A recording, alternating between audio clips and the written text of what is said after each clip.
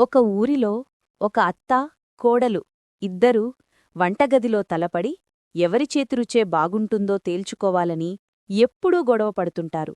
ఒకరోజు పప్పుకూర చేయాలంటే అత్త ఉప్పు ఎక్కువ వేస్తుంది, కోడలు మసాలా ఎక్కువ వేస్తుంది. కుటుంబంలోని పిల్లలు, భర్త వీరిద్దరి పనులు చూస్తూ సరదాగా నవ్వుతారు. చివరికి ఎవరి వంట రుచిగా ఉంటుందో తెలుసుకోవడానికి ఇద్దరు బిర్యానీ కాంపిటీషన్ పెట్టుకుంటారు. అత్త బాగా గ్యాస్ స్టవ్ మీద కుండపెట్టి వంట మొదలుపెడుతుంది. కోడలు మరోవైపు కొత్త స్టైల్లో వంట చేస్తుంది. అత్త పొగ ఎక్కువ చేస్తుంది, కోడలికి కుక్కరు ఊదేస్తుంది. ఇద్దరూ ఒకరినొకరు చూసి మరింత ఫన్నీగా గొడవపడతారు. ఇద్దరూ బిర్యానీ తయారుచేసి కుటుంబానికి తినిపిస్తారు.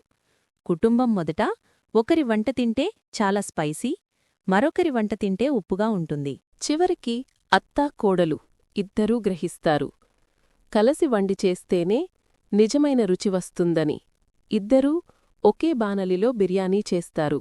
కుటుంబం తింటే అద్భుతమైన రుచి. అందరూ చప్పట్లు కొడతారు. అత్త కోడలిని కౌగిలించుకుంటుంది. కలసి పనిచేస్తేనే నిజమైన విజయమూ ఆనందమూ వస్తాయి.